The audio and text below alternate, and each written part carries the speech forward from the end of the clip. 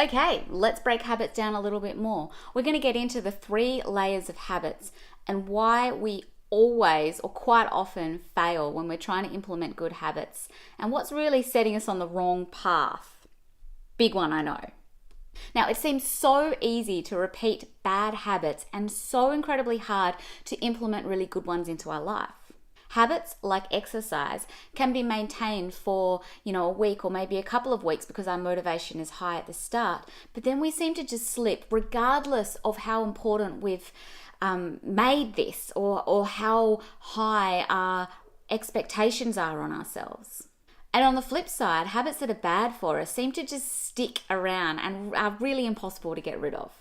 Now, as you know, I've been reading the book Atomic Habits by James Clear, and he is an incredible author, guys, so go check him out. And this is where a lot of this content and education is coming from. Now, let's get into why we fail at changing our habits. And often it's because we're focusing entirely on the wrong thing. I want you to think about 3 layers of habits. And the 3 layers are changing your outcome, the process to get to that outcome, and your identity to match that outcome. Now, a lot of the time, well, pretty much every single time when we start out, we start with the outcome. So it's the goal. It's, I want to lose weight, or I want to be able to run a marathon, or, I want to stop drinking so much coffee. It's very much your outcome focused. And then the next step we always take is into process. So how is it that you're going to get to that outcome? So if it's losing weight, I'm going to go on a diet. If it's exercise more, I'm going to join a gym. If it's to stop drinking so much coffee, I'm not going to have any coffee in the house. So we always seem to start with our outcome and then our process. But to understand why we fail so often at implementing good habits and getting rid of bad habits is because we fail to identify our identity as the source, the key to being able to change our habits. Now, your identity or your beliefs, if you want to think about it that way, it's your beliefs. These are what make you you. So you are the type of person that, or you are the person that does these sort of things. So if you are a healthy and active person, then quite often you're exercising regularly and you're choosing healthier options to eat. Compared to if your identity is that of an unhealthy person, the likelihood is that what you do during your week and during your days is you don't exercise, you sit and relax a lot more, you choose bad foods, you eat too much of the bad foods. But what we really need to do to change our habits is to look at the person that we want to become.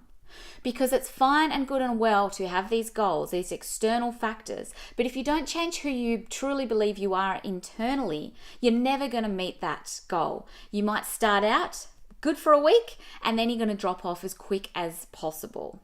When we don't consider the beliefs and the identity that underline the goal, we end up self-sabotaging. So it's crazy as it seems, our brain has this way of recognizing that when your identity is not matching your outcomes or your actions that you're undertaking, your behaviors that you're undertaking, if these two aren't in alignment, your brain is going to self-sabotage. So it is going to send neurological signals out and it's going to make you feel uncomfortable or scared or stressed.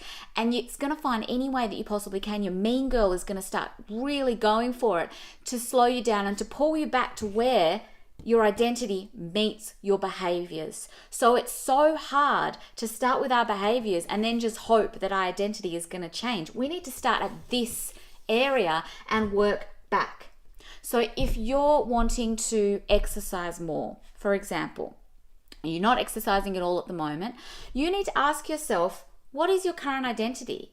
What do you believe you are? What type of person do you believe you are right now? And chances are it's someone that doesn't match that healthy person that exercises regularly.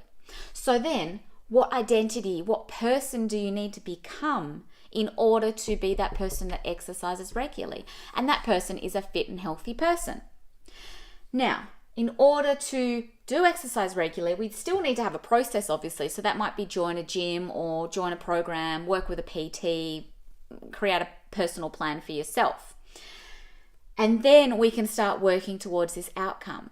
Now, who's brave enough to pop in the comments their current identity and the one that they want to work towards? Who's brave enough to say the person that they want to be and the person that they want to become? Comment below, guys. I know this is pretty intense and it's pretty woo-woo and it's pretty, mindfully stuff, but it is critical that we understand these 3 key components, those 3 key levels. We shouldn't be starting out at outcomes. We're going to fail. If we want to change what we do, if we want to change our behaviors, we need to change firstly our beliefs, who we are as a person, and then work back from there.